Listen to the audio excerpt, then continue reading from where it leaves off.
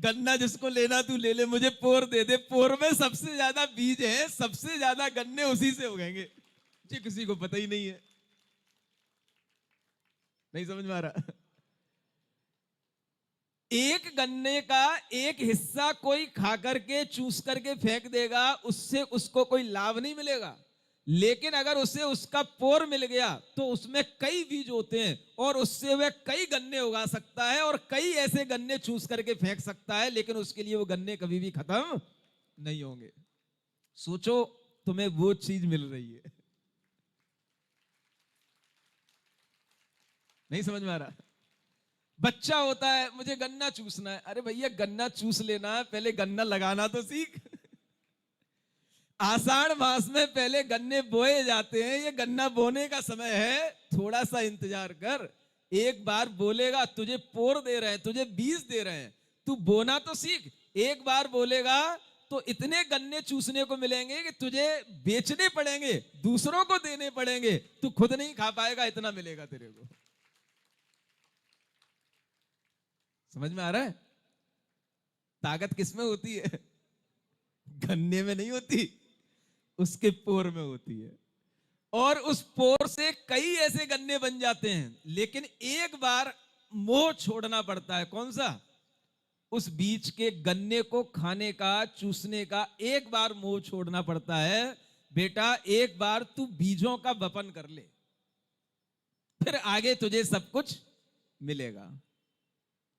तो जिस बच्चे में धैर्य होता है वो तो बीज वपन कर लेता है, और जिसमें धैर्य नहीं होता तो वो कहता है नहीं मुझे कुछ नहीं चाहिए, बीज बीज कुछ नहीं चाहिए, मुझे तो गन्ना ही चूसना है। सुन रहे हो? तो क्या समझू मैं? बलवीर नगर वालों में धैर्य है, ज्ञान है, श्रद्धान है, इसी कारण से वह गन्ने के बीज बो रहे हैं और ये बीज खूब अच्छे से फलीभूत होंगे। यह आपके अंदर का विश्वास आपके सामने धीरे धीरे आएगा। सुनते हो? जीवन में जब हम धर्म कार्य करते हैं तो वह धर्म कार्य दिखता नहीं है कि इसके बीज कहां लग रहे हैं, कैसे इसके फल मिलेंगे, लेकिन इसके फल ही हम खाते हैं। जब दुनिया में अनेक लोग तरह तरह से पीड़ित होते हैं, बीमार होते हैं, अपना जीवन छोड़ रहे होते हैं, और उस समय पर भी जो लोग पूरे स्वस्थता के साथ में आनंद के साथ जीवन जीते हैं तो वह धर्म के फल से ही जीते हैं। यह ध्यान रखना। समझ में आता है? यह धर्म का ही फल होता है। धर्म कह करके नहीं बताता कि मैंने तुम्हें कौन सा फल दे दिया। एरोप्लेन क्रैश होता है, 250 लोग एक साथ मर जाते हैं, लेकिन एक व्यक्ति उसमें बच जाता है। सुनते हो? किसने बचा लिया? अब उसे पता हो या ना हो, कोई उसके लिए कहे या ना कहे, कोई साइंटिस्ट उसको प्रूव करे ना करे, लेकिन जिसे आत्मा और कर्म का ज्ञान है, जिसे धर्म और परमात्मा का ज्ञान है, वो जानता है दुनिया में बचाने वाला बेटा धर्म ही होता है और कोई नहीं होता है। तो मैं आपसे कल भी कह रहा था, ना तो वीतराग भगवान तुम्हें कह करके देंगे बेटा मैंने तुम्हें दे दिया, और ना तुम्हें धर्म कह करके बचाएगा मैंने तुम्हारी रक्षा कर ली। ये तुम्हें विश्वास में लाना है कि मुझे किससे मिल रहा है, मेरी रक्षा किससे हो रही है। इसका नाम है सम्यक दर्शन।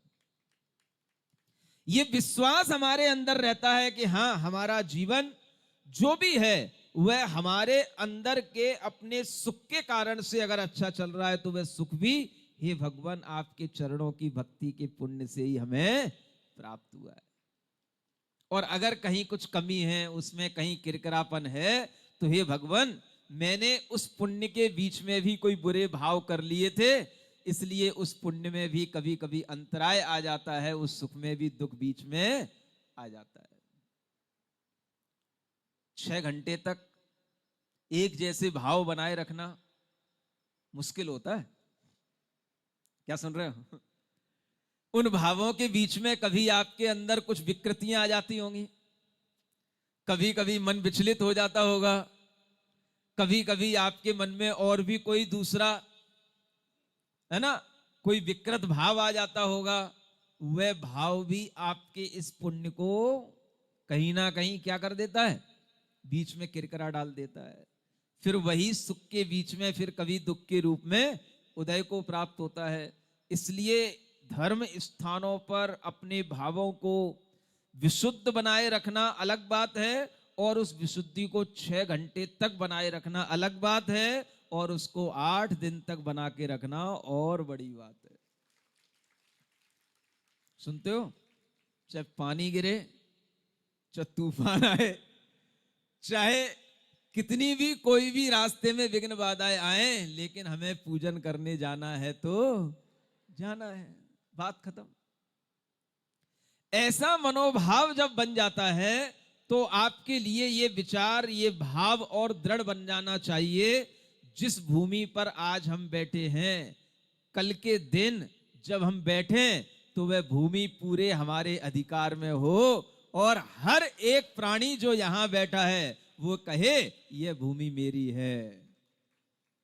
किसकी है? सुनते हो, दोगे तो आप 2 गज, 4 गज, 5 गज, और कहोगे पूरी। ये है धर्म का भाव।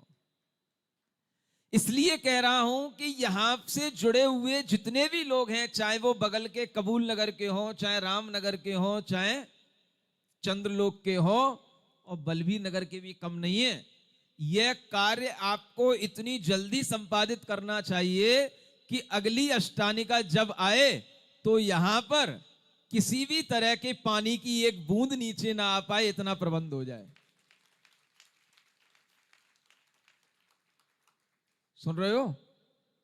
और अगर आप मन बनाओ, अपने मन के अंदर भाव रखो, तो भगवान भी आपको यहीं पर नंदीश्वर के यहीं पर विराजमान मिलेंगे 4 महीने बाद, अगर आपकी भावना होगी तो। क्या सुन रहे हो? ताली बजाने से काम नहीं चलेगा केवल, हाँ, कुछ करना पड़ेगा।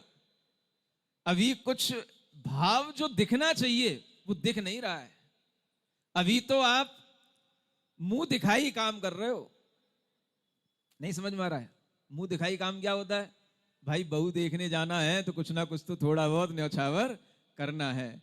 लेकिन जब आप खुद अपनी इच्छा से गिफ्ट देते हो, जब किसी की बर्थडे में जाते हो, जब किसी के लिए कुछ अच्छा आपके मन में भाव आता है, तब फिर आप पैसा नहीं देखते, कीमत नहीं देखते, हाँ भाई ले, ये हमें न्यौछावर करना है। वो वाला भाव अभी थोड़ा सा मिसिंग है। सुन रहे हो बलबीर नगर वालों?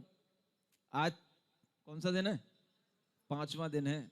4 दिन बीतने के बाद ये बात बोल रहा हूं आपसे। मैं भी सब देखता रहता हूं, है ना? आपने भी बहुएं देखी हैं, हमने भी भगवान देखे हैं, लोगों के चेहरे पढ़ना मैं भी जानता हूं। 4 दिन बाद ये बात आपसे बोल रहा हूं, आपके भावों में थोड़ा सा खुलापन और आना चाहिए। अगर ये खुलापन आपके भावों में आएगा, आपकी भावनाएं और बलवती होंगी, तो मैं कह सकूंगा कि यही नंदीश्वर की आराधना आज तक एक स्थान पर लगातार कहीं पर 2 बार नहीं हो पाई, वह रिकॉर्ड भी बलबीर नगर में टूट सकता है। केवल ताली से काम तो नहीं चलेगा, ताली से काम चलेगा, ताली खोलनी पड़ेगी। नहीं समझ में आया? ताली क्या बोलते उसको? चाबी का ताला, है ना? वो तिजोरी का ताला, वो खुलेगा तब काम बनेगा। ये ताली बजाने से क्या काम होगा? समझ में आ रहा है?